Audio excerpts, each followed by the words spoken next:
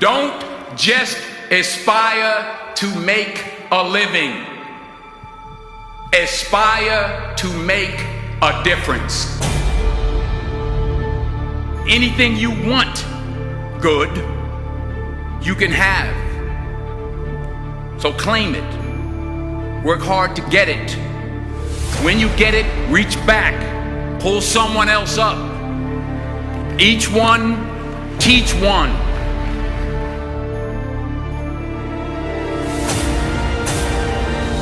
Just because you're doing a lot more doesn't mean you're getting a lot more done. Don't confuse movement with progress. You don't start because of what you don't have. You don't start because you don't realize yet that the fruit of everything good in life begins with a challenge. There's nothing easy in life, worthwhile in life. Everything is uphill that's worthwhile. And it's not going to come to you, and it's not going to fall in your lap, and it's not going to be something that, oh my gosh, it just was so simple. It's always going to be difficult. The only way you're ever going to get to the other side of this journey is you have got to suffer to grow.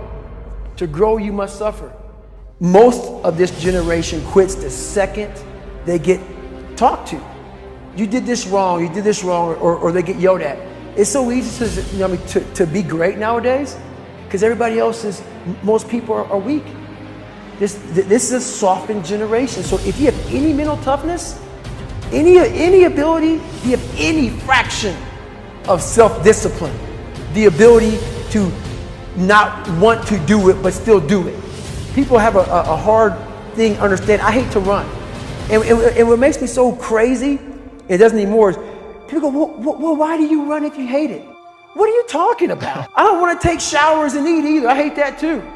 That's life, man. It wasn't until I changed that mentality that I became somebody. What do you do on the days when you're just not feeling it? Those days.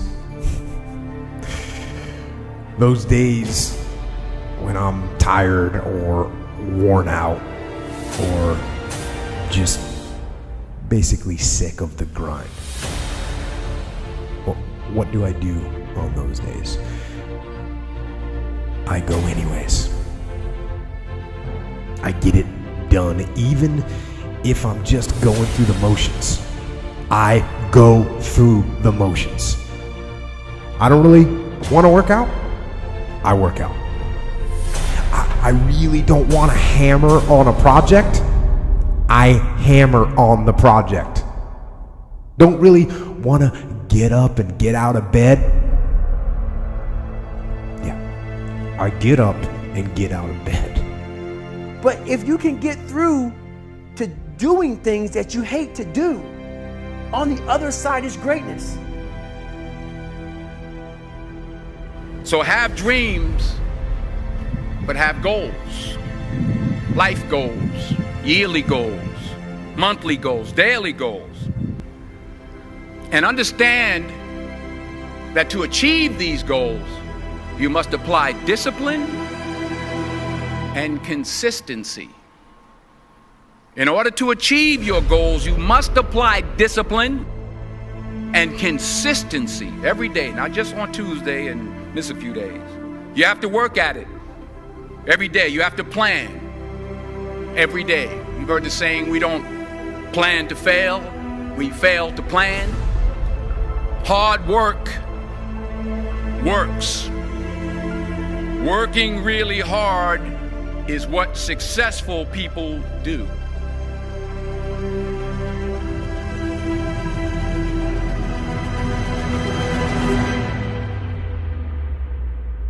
Do not listen to that little voice. Instead, go through the motions.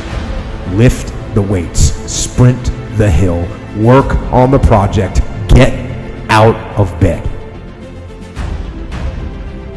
Now, as an overall rule, I do not like procrastination. You need to get things done.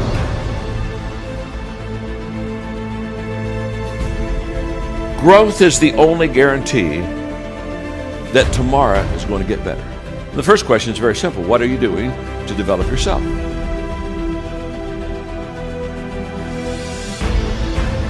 "99% of people today are assuming, just assuming, that somehow they'll get better.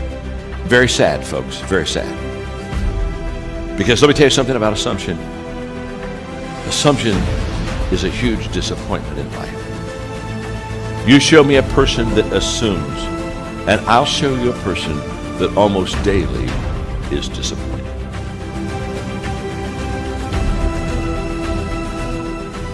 For me to fix this, I gotta read what the hell is wrong with David Goggins. Not blame anybody.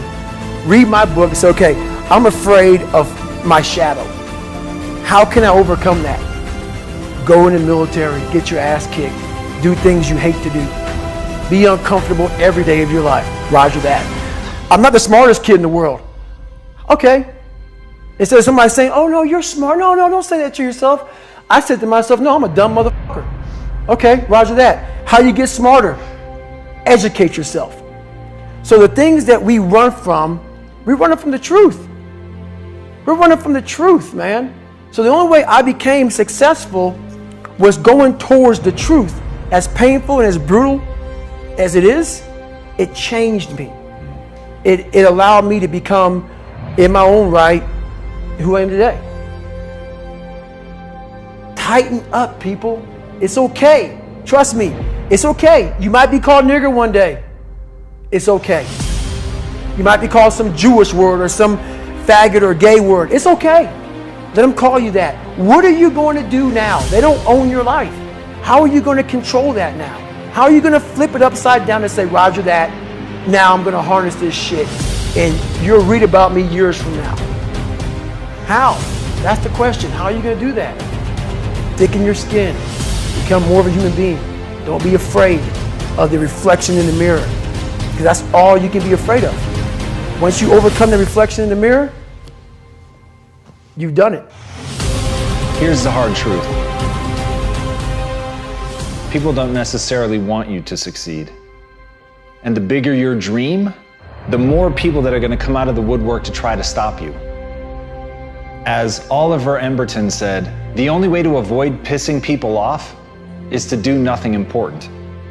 But if you're striving for something important, if you're trying to make real change, if there's something in your life that you are absolutely hell-bent to make happen, you have got to understand that you're going to be fighting against something. People are going to be pushing back against you, and it is going to be your ability to hold true to that vision that's going to determine whether you can pull it off. And as Victor Hugo said, you have enemies? Good.